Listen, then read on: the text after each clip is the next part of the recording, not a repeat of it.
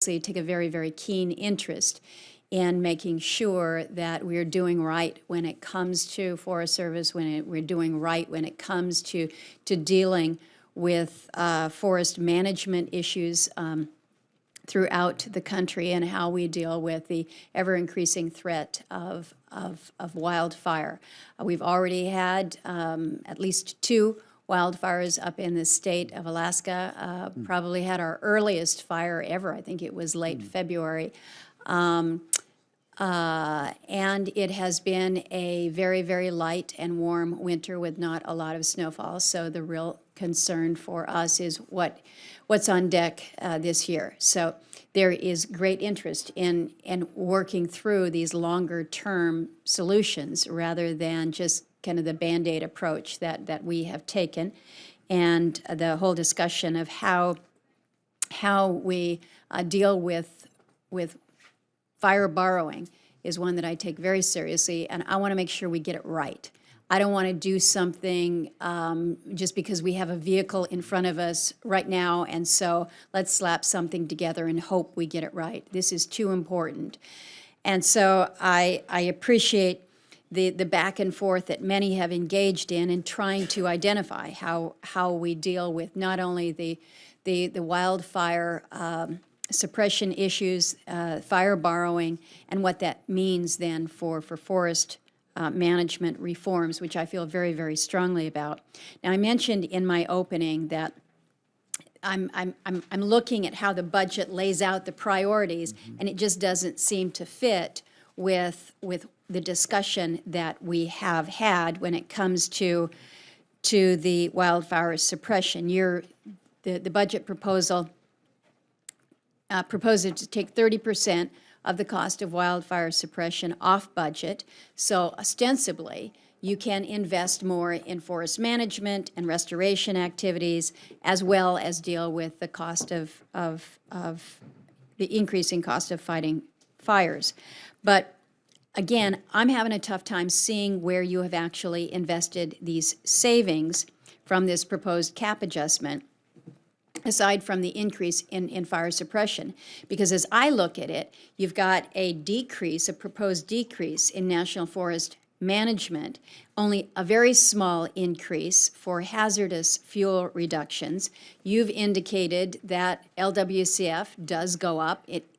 I look at that and I say, okay, you're investing in buying more land, and you are not doing what you have said you wanted to do with this discretionary funding source, which happens when you're able to take this off budget.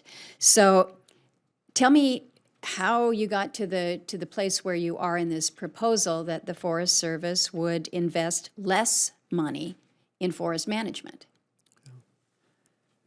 Well, Senator, I share your concerns. And I think back when I've been up here over the last couple of years when we first started this proposal, and we looked at our budget request at that time, and when you factored in the increase of cost of suppression plus the additional requests we were asking for in hazardous fuels and in forest products, you were close to what we would see the difference if we would move forward with a different way to fund fire.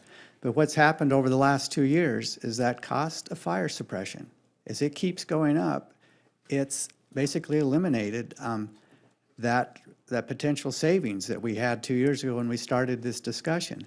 Now our request does maintain the increase that you gave us in forest products last year. I appreciate that. It also maintains the increase in hazardous fuels that you've provided over the last couple of years. So that has helped us to move forward to be able to treat more acres. And you'll see this year with our increase in production when it comes to timber harvest to go to 3.2 billion, that does reflect that increase that you gave us in 16. So we've been able to maintain those slight increases, but the rest of the discretion that was available when we first started this discussion is gone into the cost of fire suppression. But then why would you, recognizing that, because I don't disagree that the cost of suppression is growing, but then why would you take those discretionary dollars and put more towards land acquisition? Why wouldn't you put more towards forest management? And the example that I will use for you, we had the Funny River fire in Alaska back in 14. In the wake of that fire, we had 11.3 million acres that were identified as high priority for fuels reduction.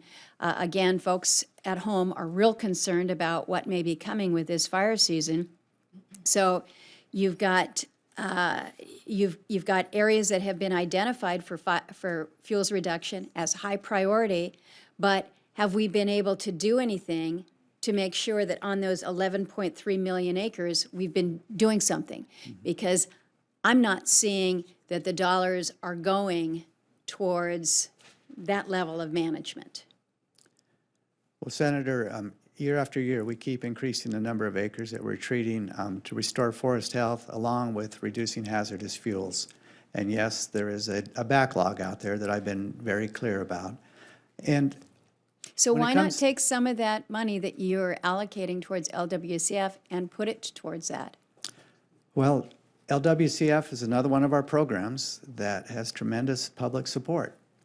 And as I try to put together a proposal each year with basically a constrained budget, I admit it gets very difficult to make those choices. And so when we look at the LWCF proposal, that it is $2 million more than what you gave us last year, or this year, excuse me. But those are based on just trying to prioritize the best use. And when I look at some of these LWCF proposals, they do help reduce our administrative costs. They do lock in that public access that I see year after year, that there's more private landowners that, for a variety of reasons, probably very sound reasons, that they're no longer allowing the public to cross their land to get to the national forest and grasslands. So that's also a pressing need. So I share your concern. I wish I could be up here asking for a significant increase in forest products, a significant increase in watershed, a significant increase in hazardous fuels, but with the budget constraint that we're working under, this is the proposal that I have. Well, and I understand that, Chief. My time is expired, but again, you have to understand the frustration of so many of us that at a time when we cannot take care of the lands that we have, we're going to spend more dollars to bring more into that account. And you're saying that LWCF is very popular. It is, but it is also quite significant to make sure that people feel that we have attended to our forests in a way that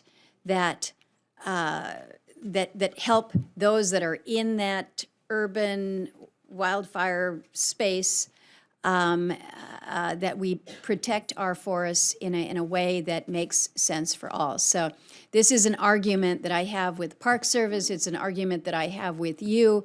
And until we are better custodians of the lands that we already have, it sure makes it tough when you see increases in land acquisition side at the same time we see decreases in the management.